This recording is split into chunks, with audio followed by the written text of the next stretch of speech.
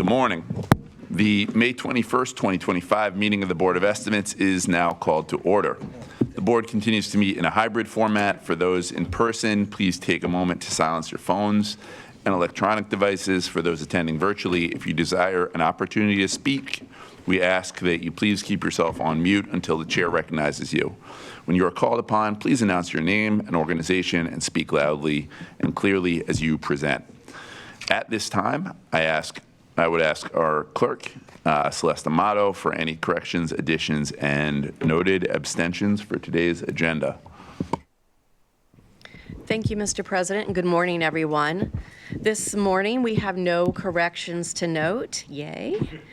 We have the following walk-ons to the agenda this morning. SB 2511258. This is for the Department of Planning. It is a grant agreement with the Ashburton Area Association Incorporated for $30,000.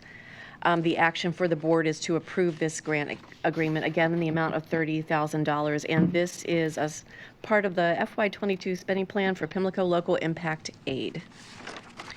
We have SB 2511515. This is for the Department of Transportation, a grant agreement for smart traffic signal systems to mitigate bridge collapse impact in Baltimore City.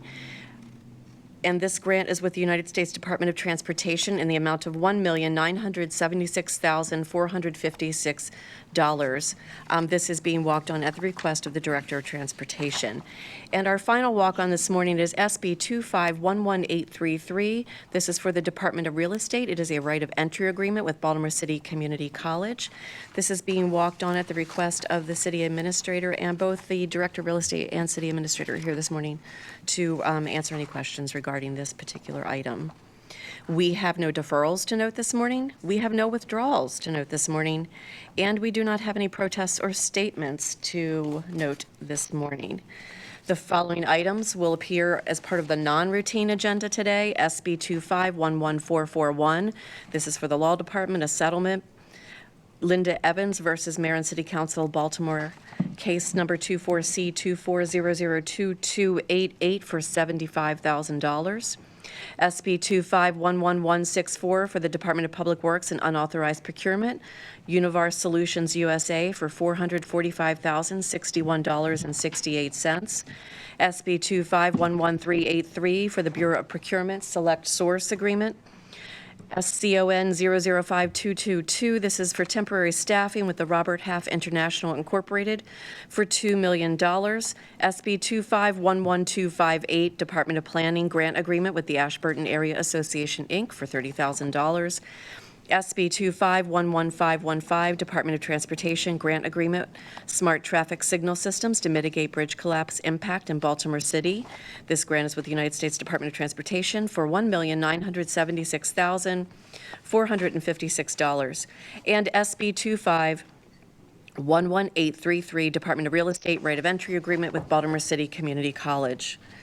We have the following abstentions to note this morning. The Honorable Mayor Brandon M. Scott is abstaining on SB 2414601, Health Department Provider Agreement with the Johns Hopkins University, and on SB 2510660, Health Department Provider Agreement with the Johns Hopkins University. The Honorable President Zeke Cohen is abstaining on SB 2511595, City Council Retroactive Travel Request.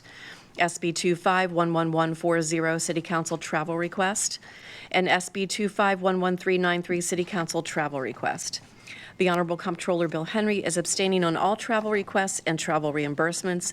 City Solicitor Ebony Thompson has no abstentions to note this morning, and the Director of Public Works Khalil Zaid has no abstentions to note this morning. We also have no votes to note for the routine agenda this morning. And that concludes the opening statement, Mr. President. Thank you. Thank you, Madam Clerk. At this time, I ask for a motion to approve and adopt the opening statement as read by the clerk. So moved. Second. It's been moved and properly seconded. All those in favor say aye. Aye. Opposed, say nay. The opening statement has been adopted. And now direct the board members' attention to the memorandum from my office dated May 21st, 2025, identifying matters to be considered as non-routine agenda items, together with any corrections, additions, abstentions, and no votes that have been noted by the clerk. I'll entertain a motion to approve all the items contained on the routine agenda. So moved. Second. It's been moved and properly seconded. All those in favor of approving the items on the routine agenda, please say aye. Aye. Opposed, say nay. The ayes have it. The routine agenda has been approved. Seeing no further questions, we will now move to the non-routine agenda. The first item on the non-routine agenda is SB 25-11441 from the Department of Law. This request is to approve a settlement resulting from litigation over a car accident involving a wreck and park pickup truck. On behalf of Law, we have Deputy Solicitor Stephen Salisbury. Deputy Solicitor, the floor is yours. Thank you very much, Mr. Council President, Mr. Mayor, Mr. Comptroller, members of the board. The Law Department is here recommending a settlement in the amount of $75,000 in connection with the car accident you just referenced. For a little bit of background, the accident took place in August 2023. The plaintiff was returning from work, heading northbound on Park Avenue through the intersection with Saratoga. She had the green light as she entered the intersection, and a Rec and Parks employee was traveling westbound on Saratoga and entered the intersection under a red light and collided with the plaintiff's car. The plaintiff was taken to the hospital from the scene and ultimately diagnosed with strains to her spine as well as contusions to her knee and a concussion. She received several months of neurological treatment for her concussion and physical therapy for her soft tissue injuries. The city's liability was pretty clear. There was a video of the accident, and the driver acknowledged being distracted while entering the intersection. In discussions with Rec and Parks, I know in conversations with the comptroller, one of the questions that we'll get is around, any follow-up actions for the driver. In discussions with Rec and Parks and the city's Bureau of Risk Management, it does not appear the driver was disciplined in connection with this accident. I believe Risk Management is available today to answer questions, but has explained that there are new processes that have been implemented since this accident took place in 2023 to ensure that drivers deemed to be at fault in similar situations would be flagged for follow-up training or discipline. With that, I'm happy to take any additional questions. Questions from the board, Mr. Comptroller?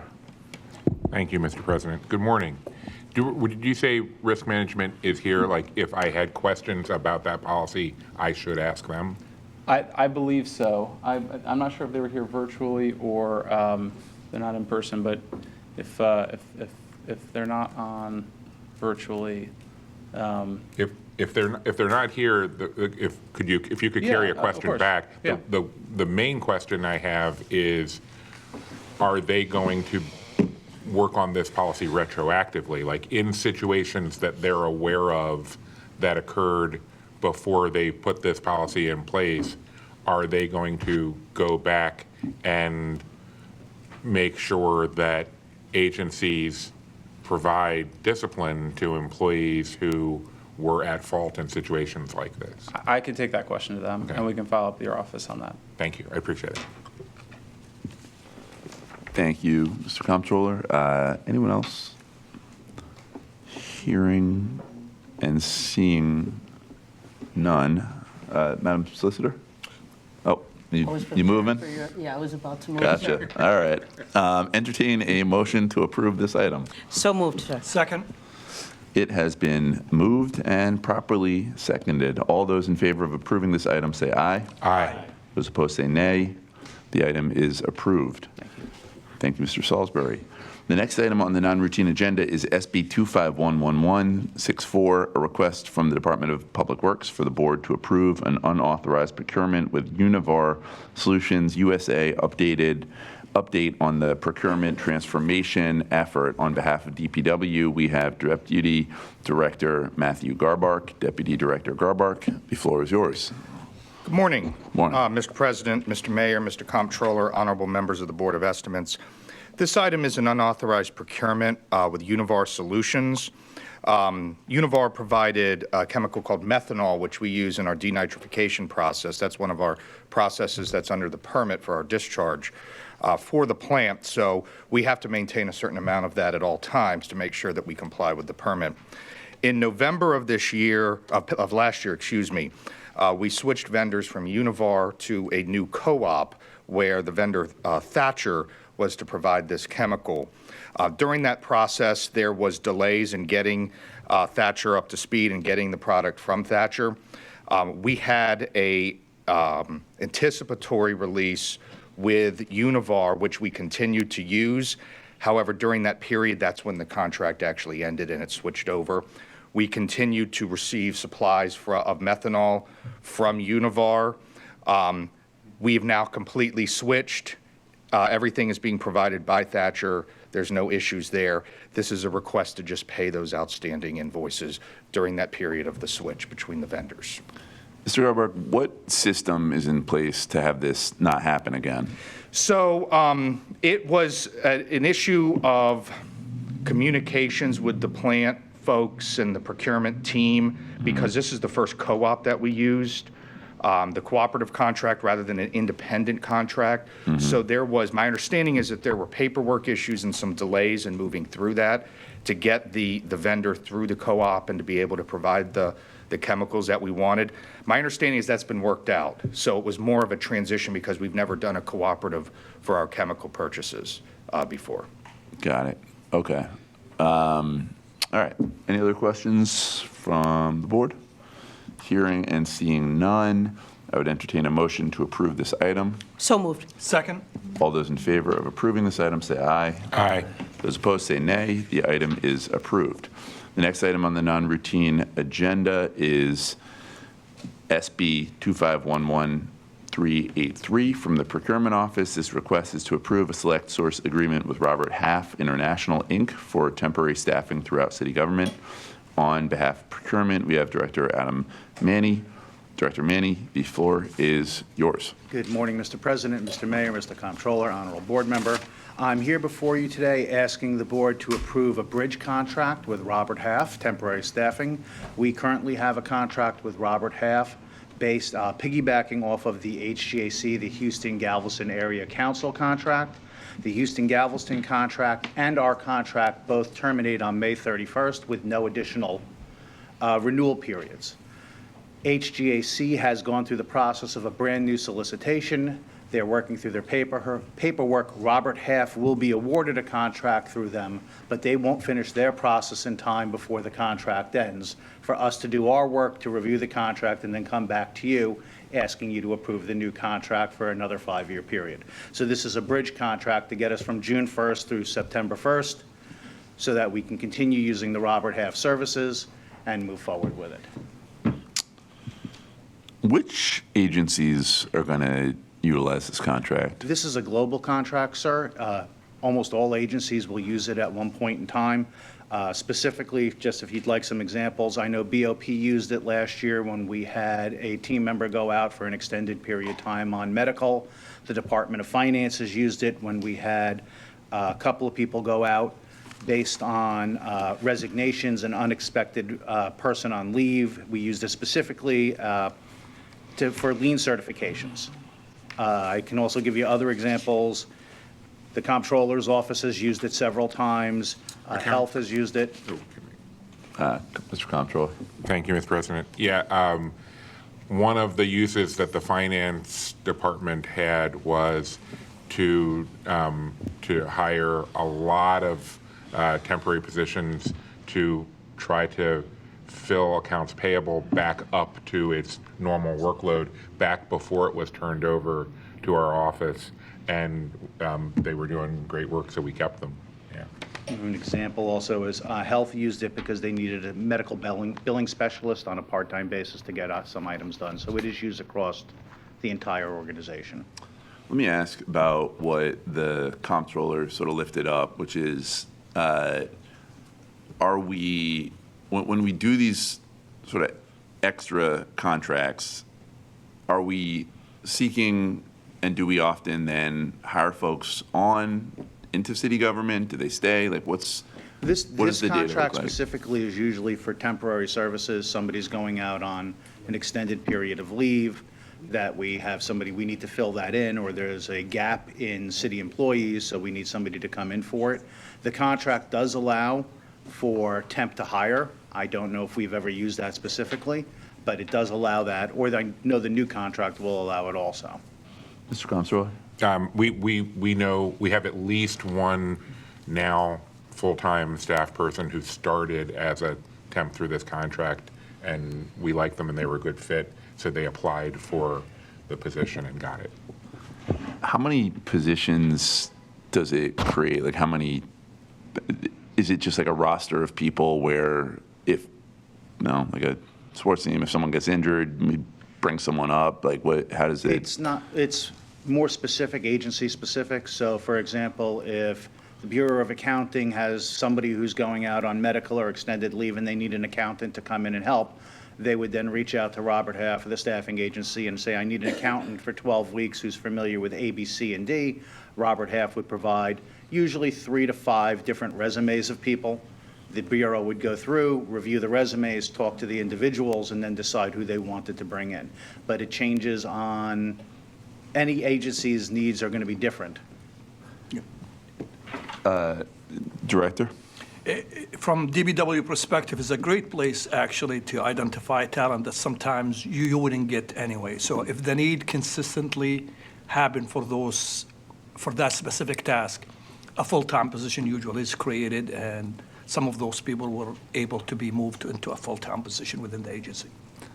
And so is this primarily for higher skilled positions? I mean, is it a mix? It could be for administrative personnel, it could be for professional services based upon what it is, an accountant, actuary, auditor, procurement.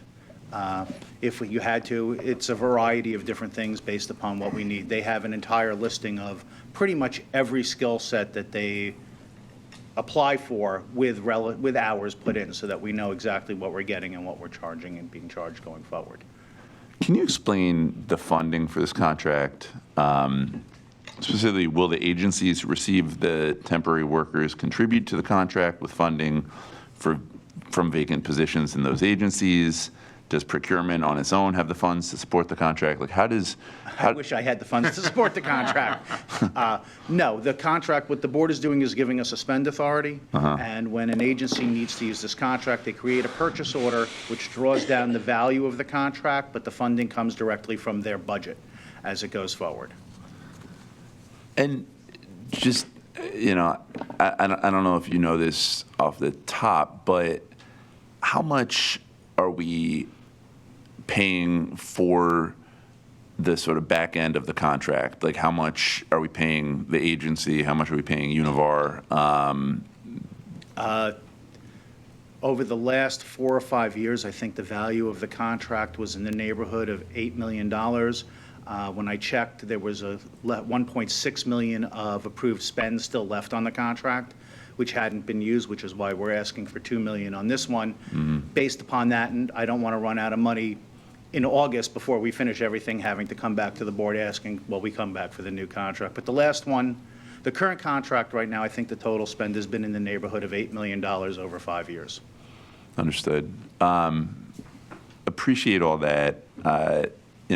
Tomorrow we're going to have a hearing on agency vacancies and overtime, and one of the concerns that the council has is just about how much gets contracted out, how many services we are able to do in-house versus paying a premium to a contractor to have temp labor.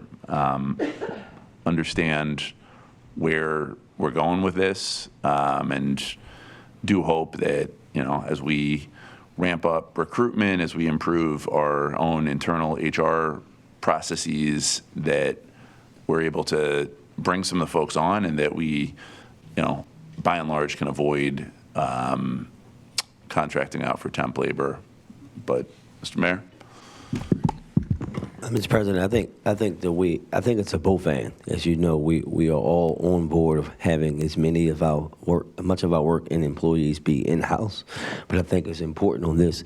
There are some things that you just can't plan for. So, for example, not to pick on the comptroller, but let's just say the comptrollers have specific folks that do specific jobs, and one of them just happens to get pregnant, right? She's going to come back to that job, but there is no one that can just jump in and do that job immediately at that time.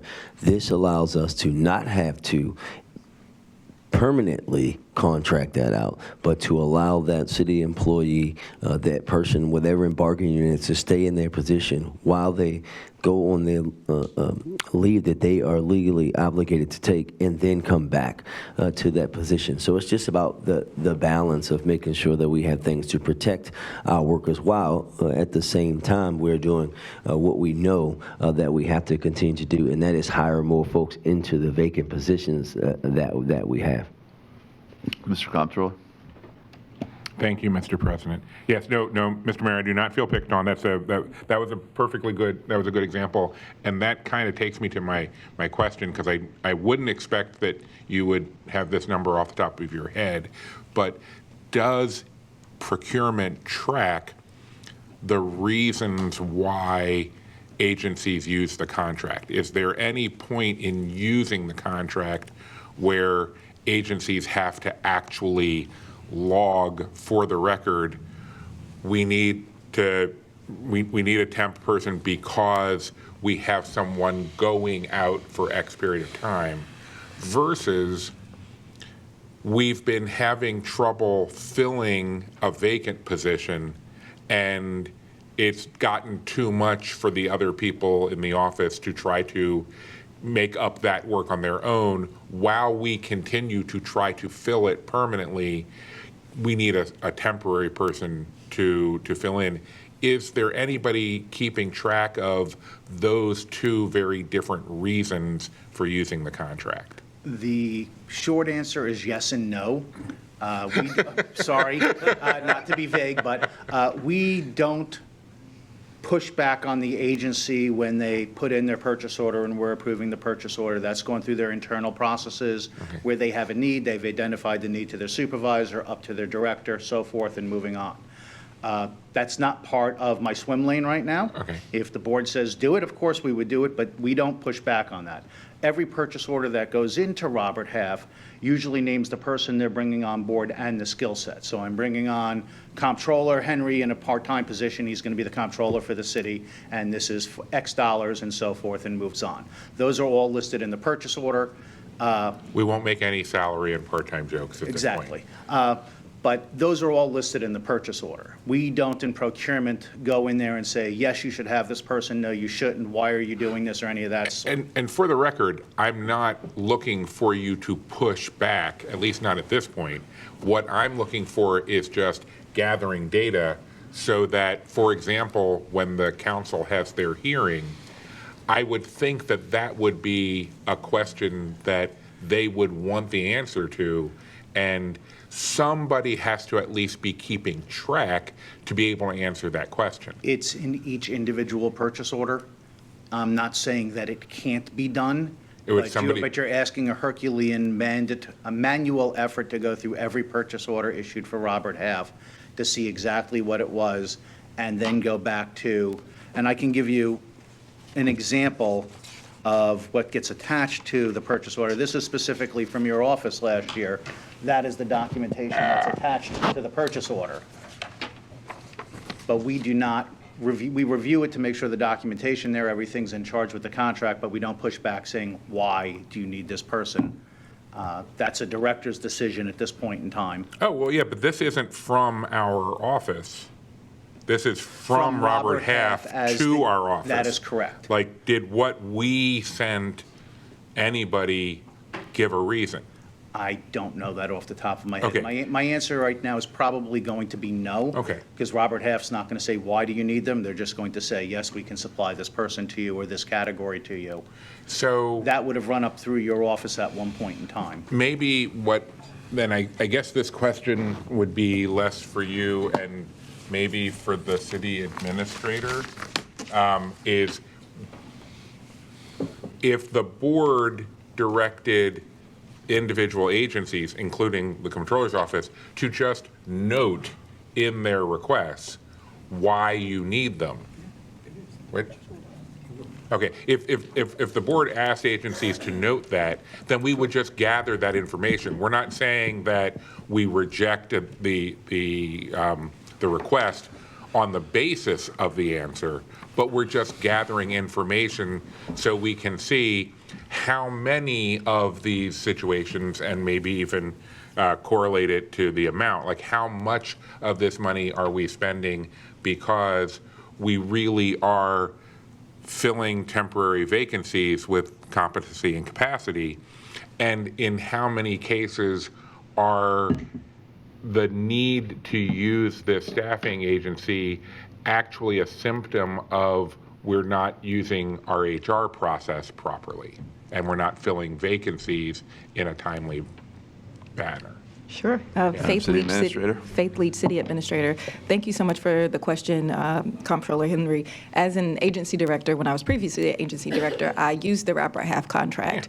And I actually used it during COVID as I was the director of the Mayor's Office of Children and Family Success because we needed to add up or ramp up capacity in the CAP centers, specifically around the call centers. And there were not actually additional positions, but we were receiving, of course, an uptick because of eviction prevention, and so we staffed a call center through the Robert Half contract, for example. The process that we used at that time, you did have to, when you worked with procurement and submitted the requisition, the information that you provided outlined the need that you were trying to fulfill. Now, what I think you're asking is for us to go a step further and potentially ask, additional questions about whether or not this is filling a vacancy or filling a need that exists due to a vacancy, or if this is Or temporary- added temporary vacancy, capacity, which I think we can, work with procurement to develop a process or maybe add additional questions that we track. But the information that is in the requisition outlines what the need of the staffer is for. Now, it may not always go to the detail that you're talking about or asking about of, is this in place of a vacancy, but it definitely is in the requisition. You have to provide that information before you can execute against the contract. Okay, so that information is there. It might just be, it might be its own administrative task of, I don't know, Herculean level. That seems extensive. I mean, as a demigod, Well, it's like this could probably be done by mortals. It just may take more than one. Yes, Yeah. I think so. I think what our procurement director was stating is that it would be a manual process, Yeah. and that there are thousands of these requisitions that we've used against the Robert Half contract, and so. Someone would have to manually go through each of them in order to do that. But I think we could also just pull a good sample as well, and then look to see where we can make adjustments so that we can better document why people are using the contract. And that's all I'm getting at is I'm just, like, we have a lot of anecdotal on this, and I appreciate that.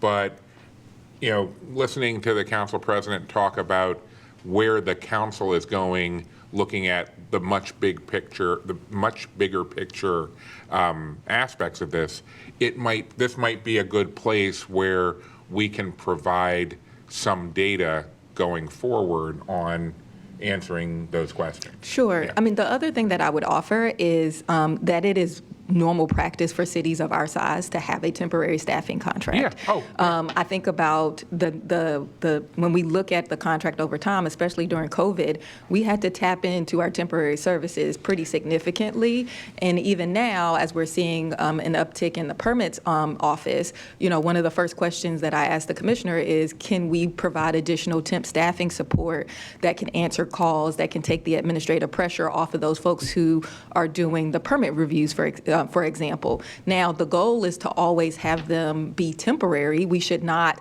have a temporary worker from Robert Half or anywhere else on the city's payroll for a year, 2 years, 3 years. Like, there should not be long-term temporary employees in the city of Baltimore, but occasionally we will need ramp-up capacity that might be 2, 3, 4 months. Would not mean to imply in any way, shape, or form that we don't need to have access to this kind of thing. In the same sort of way, and we had an extensive conversation previously about the city's emergency procurement process. Absolutely. I would never say the city doesn't need to have an emergency procurement process, but it would be important to make sure we can track and document how and why it's used so that we can make some qualitative determinations as to whether we're using it properly. And that's the same sort of way that I think we're coming at the staffing contract is, yes, of course you need one. There will always be emergencies. Someone will always be going out on medical for a couple months, and you need to fill in for them. Just want to make sure that we are using it primarily for those purposes and not because it's easier than just hiring a regular person full-time through HR. That's what we need to make sure we've established. Absolutely. And I just want to be clear. I wanted to put on the record the rationale as to why a city of our size would have a contract like this of this size. But I agree with you and think that we can work together to look at our processes to see where we can better collect that data. Yeah, thank you. Thank you. Mr. Mayor? I make a motion to approve. Just before, real quick, before we go there, just fully understand that the need for this contract, understand multiple cities our size would use it. I'm curious, though, do you have a sense of, let's say I want to hire a temporary Bill Henry as comptroller for a little while. My God. What am I paying to Robert Half for that? What's my agent's cut? I don't know. That is not an information I have. When we get the costs from Robert Half as part of the contract, when they list everything out, it lists the entire hourly rate, including whatever markup Robert Half has. It doesn't break it down. So if we needed an accountant 1, it might be $40 an hour, an accountant 2, $45, an accountant 3, $50, a comptroller, $375 an hour, $800, but it doesn't break that down to what Robert Half is getting and what they're paying the people on an hourly basis. I don't have that information. Okay, so we don't know. We don't, and traditionally in this industry, they don't usually break it down, be it Robert Half or any other staffing agency. Madam Administrator? No worries. So related, but not directly answering that question, I just wanted to actually go back to the point about the speed of the HR process versus the speed of hiring a temp employee. I want to be clear. We can't hire a temp employee overnight. So it actually does take time in order to hire a temp employee, and then of course you ramp up the training. So I would say it probably would take us. You probably can get a temp employee 60 days. Around that 60-day mark, and then you invest some time to train them, and then it may or may not work out. Oftentimes, I would say, just from my own experience as when I was a director, that there were multiple times that temp employees did not work out. It is easier to transition them out because it's less investment, obviously, up front, but there are trade-offs. So I don't actually think a lot of agencies are circumventing the HR process and thinking that the temp process is faster. The temp process is for a very specific reason, and the type of talent that you're getting varies. So I just wanted to just add a little bit of color to like the processing time for both. So before the mayor makes his motion, before someone seconds it, and I have to actually respect it, let me just say, look, appreciate the need for this kind of contract. Understand, to the city administrator's point that, it's not just we just hire a bunch of temps really easily to fill whatever gap, and then that makes it easy for agencies. I do, though, hope that we are moving in the direction of less and less contracted temporary labor and more agencies being responsible for bringing on full-time people and for filling the gaps that they have and making sure that, we're not just putting on procurement a burden of temporary labor that we as a city really need to fill. With that, the mayor motion, is there a second? Second. It has been properly motioned and seconded. All those in favor of approving this item say aye. Aye. Those opposed, please say nay. This item is approved. The next item on the non-routine agenda is a walk-on item, SB 2511258. This request is to approve a grant to the Ashburton Area Association, Inc. on behalf of the administration. I see CAO Leach, but I also see Director Ryer. Director Ryer, I believe the floor is yours. Members of the board. This item, it's a walk-on item funded out of the 2022 Northwest Neighborhood Competitive Grant Program, which is part of the Pimlico Community Development Authority program.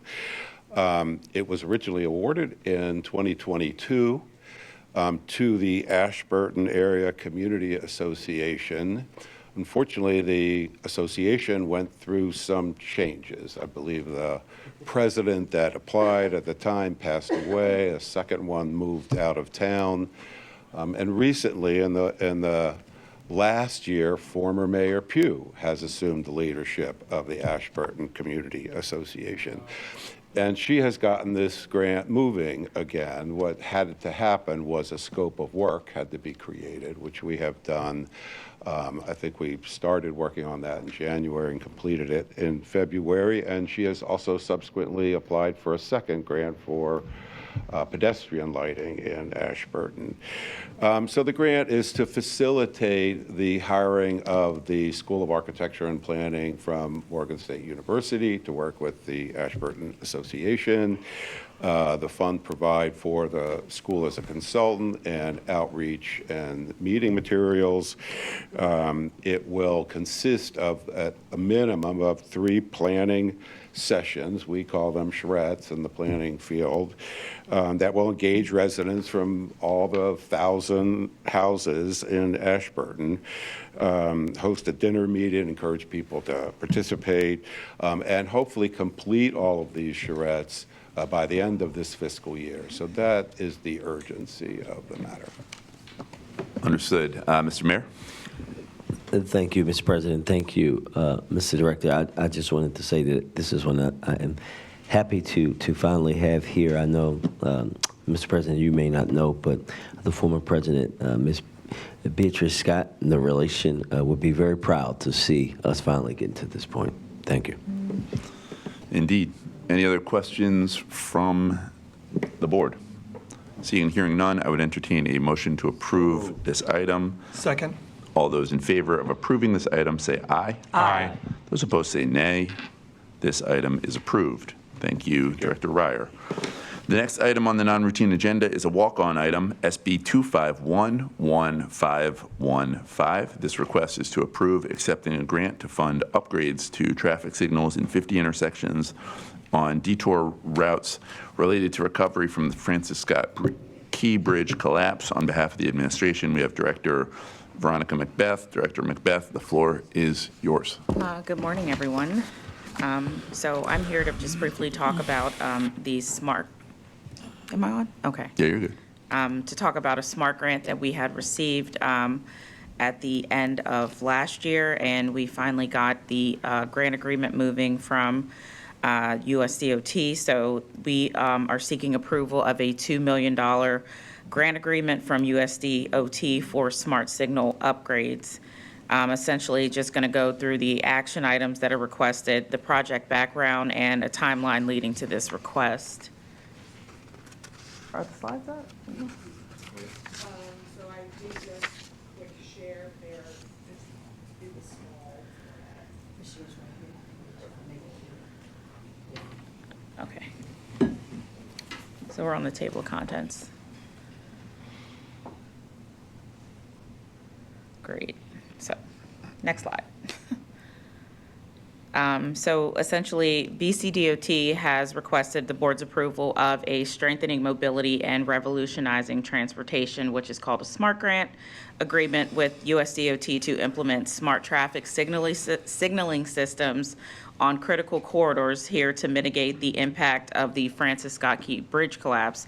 And so the grant consists of nearly $2 million of signal technology improvements, and there was no local match requirement to do so. Next slide. So just the condensed summary of what we are talking about.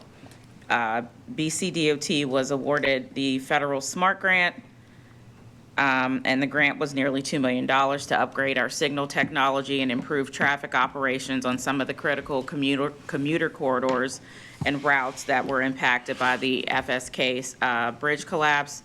The project would upgrade approximately 50 intersections with different advanced technologies, including replacement of signal controllers, adding signal communications, CCTV cameras, and radar sensors to optimize traffic along the routes, and BCDOT requests the approval of this grant agreement to secure the funds and to begin the project delivery.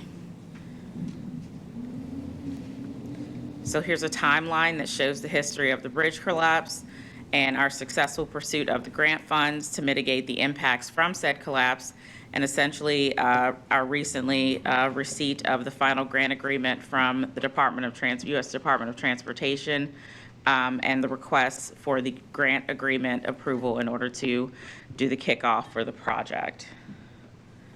And that is the end. So any questions? Questions from the board? Mr. Yes. Comptroller?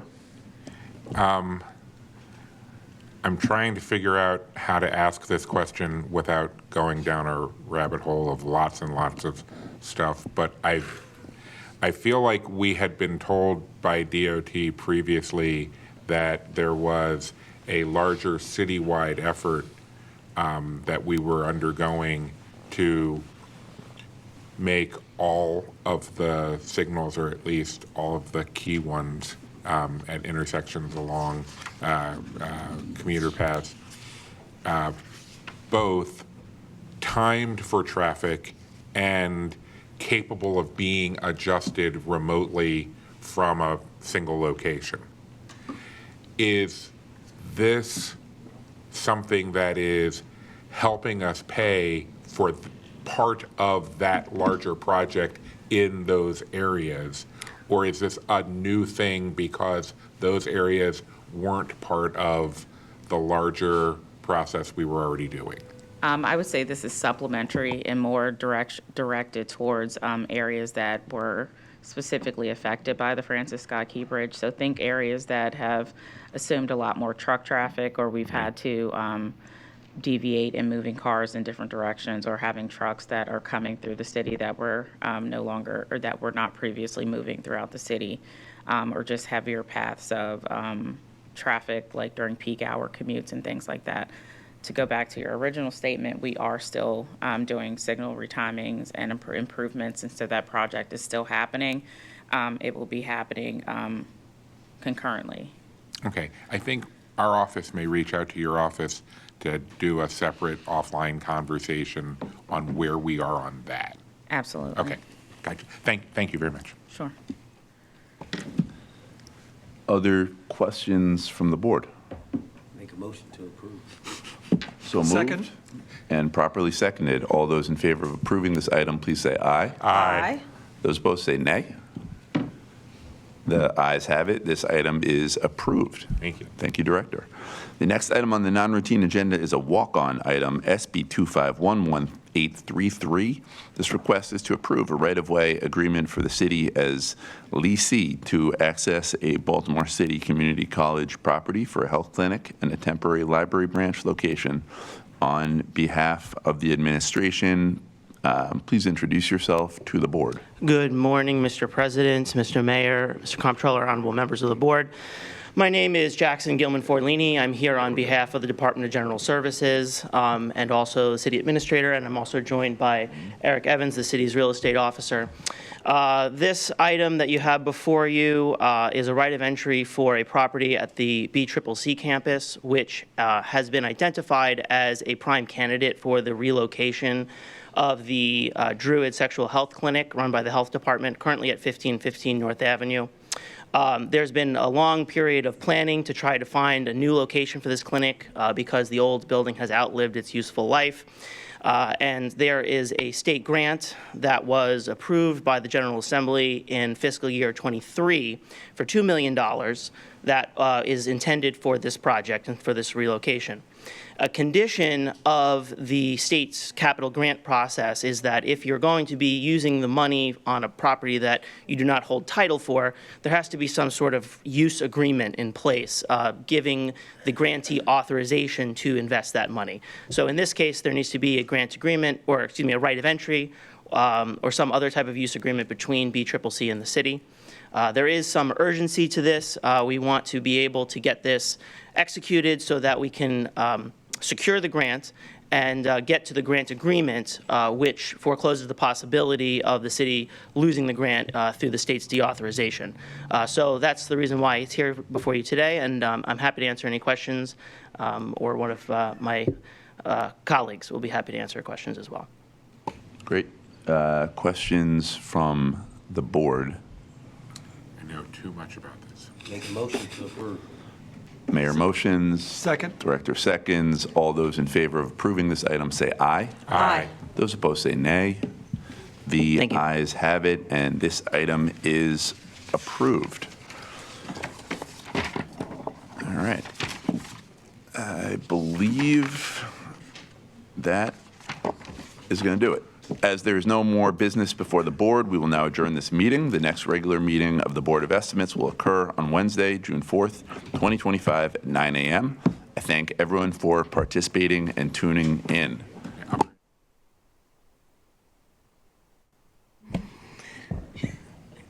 Hi, TV 25. We are ready. Good afternoon, everyone. Apologies for getting started just a little bit late because we all had to go find Arctic gear for the Board of Estimates room. It's a little cold in here today. This is the Board of Estimates bid opening for May 21st, 2025. We do have one addenda to share today, and we have 4 bid openings. So up first is an addenda from the Bureau of Procurement for RFQ 000710. This is for roller skates. And the due date was today, but it has now been moved to June 4th, 2025. And up first today is a bid for procurement for RFQ 000671. This is for audit financial statement services, and this is a Part B, so it's a price opening. Yep. And there won't be any security or anything. This is just going to be about prices. And up first. Okay, we only have one bid, and it's a Part B, so I'm just going to read the price. It's from SB and Company, LLC.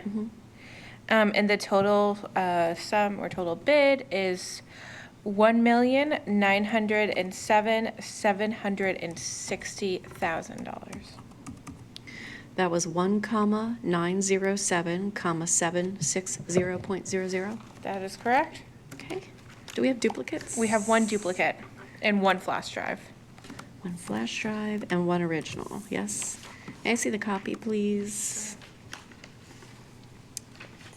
Thanks, Tawanda.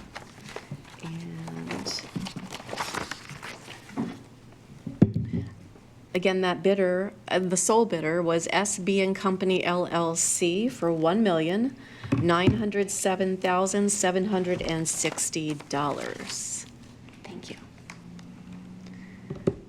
Up next, for the Department of Public Works, we are supposed to be opening ER 4140.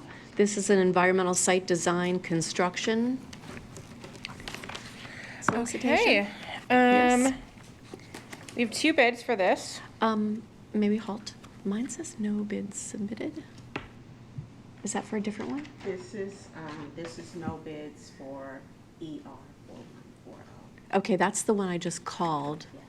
Or what one are you on? I was handed TR 2501. Okay, so let's clear up this one then. This is my first half. So that again, sorry, everyone, just to be super clear, that was for Department of Public Works, contract number ER 4140, Environmental Site Design Construction.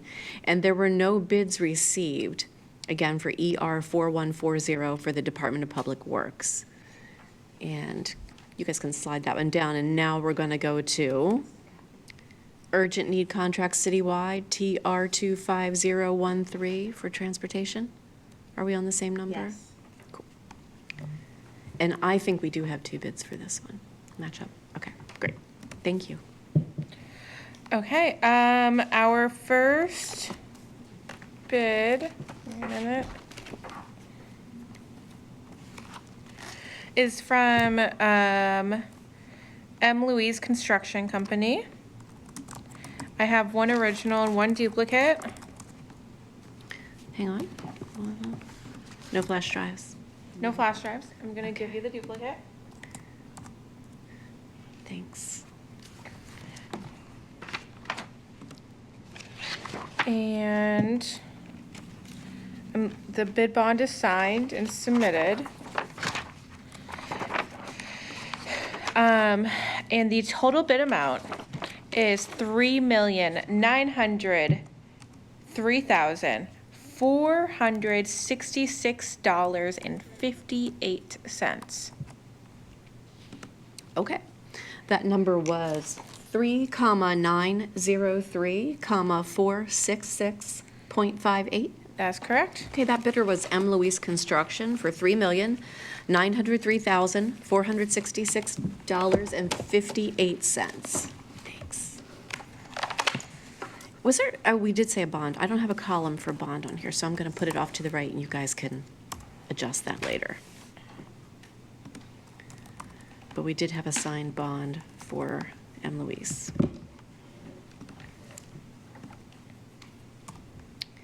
Okay. Up next. Up next, we have a bid from P. Flanagan and Sons Incorporated. I have a original and a duplicate. I'm gonna hand you the duplicate. Thank you.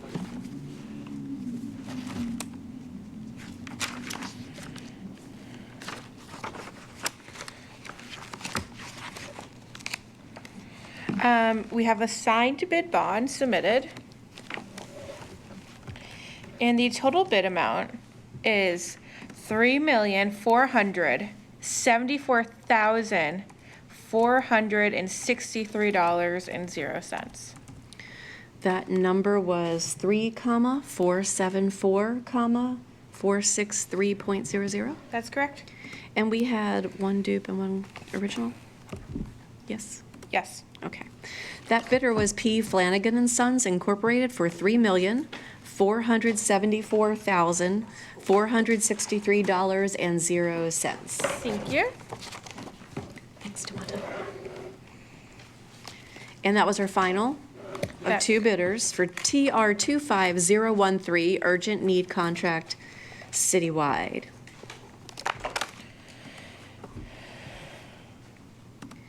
And up next, we have our final opening, which is also for the Department of Transportation. This is for ADA curb ramp construction, north, urgent need. And that contract number is TR 25011. And does that match the bid in front of you, Casey? Yes, it does. Great. Okay. First up, I have a bid from J Villa.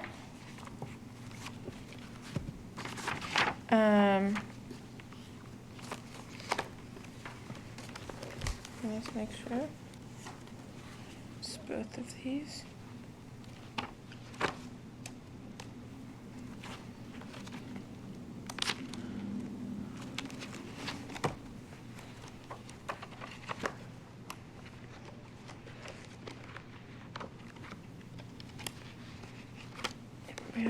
We have a signed bid bond. Thank you. Wait, nope, give me a minute. You want to give me the copy? I'm looking for that. Oh, sorry. Okay. it's Did not right mean to there. rush you. Sorry, these rubber bands don't help. Give me a minute. Whoops. Oops, sorry.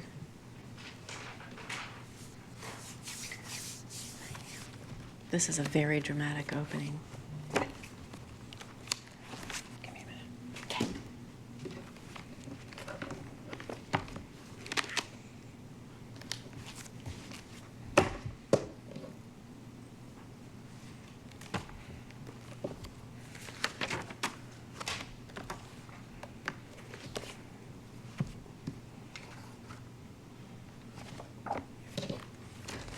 Okay, I'm affirming that I have a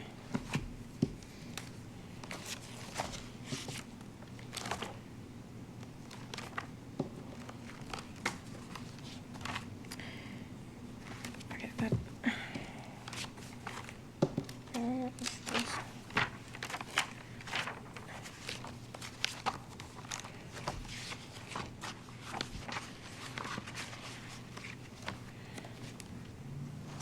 There it is. This is a page that needs to be tabbed. I have a bid for J Villa Construction, Inc. I'm gonna hand you the duplicate. Thank you. And I have a signed bid bond.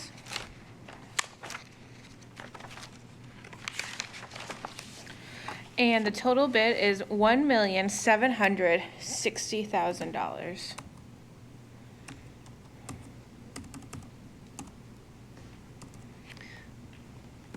That was $1,760,000? Yep. So that number is 1,760,000.00, and that bidder was J Villa Construction, Inc., and I'll say the number one more time, 'cause since I didn't use my usual pattern, which is $1,760,000 and no change. And we have one original, one dupe, and we have a signed bond. Thanks. Our next one is from Priority Construction Corporation. Okay.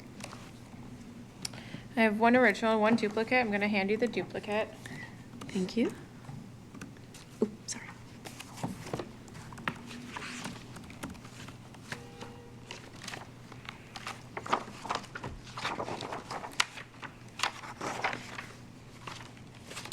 I have a bid bond on page 175 that's been signed.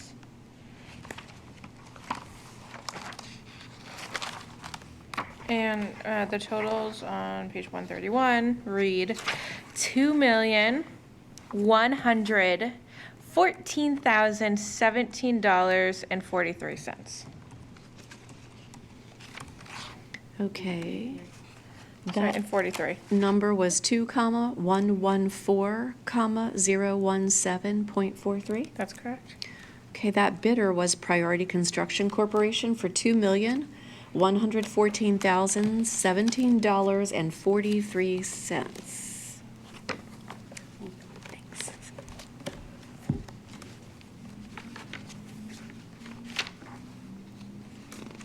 Okay.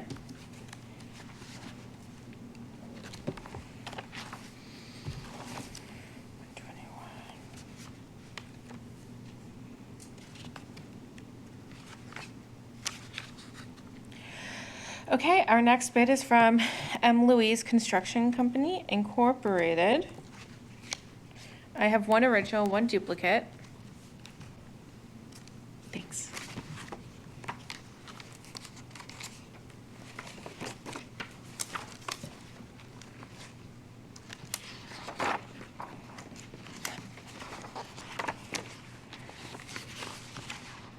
I have one bid bond that's signed. And the total bid amount is $1,527,669.80. Oops. Can you say that one more time? 1,527? 1,000,000, yeah, so 1,527, 669, decimal point 80. Sorry, number 6 key is still sticking. That bidder was M. Louise, and again, that bid number was $1,527,669.80. Correct.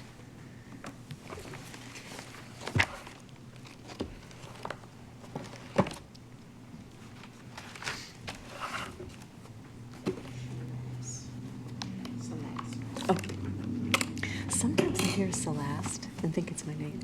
The last bid for TR 25011 is from Paniagua Enterprises.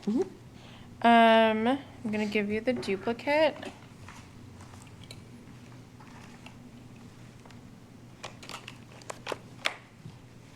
Thank you.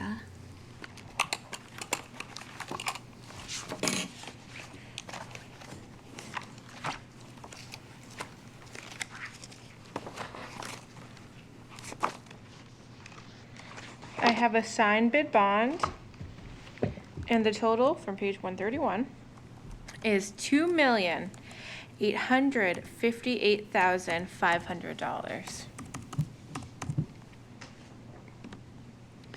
Okay, that number was 2,858,500.00.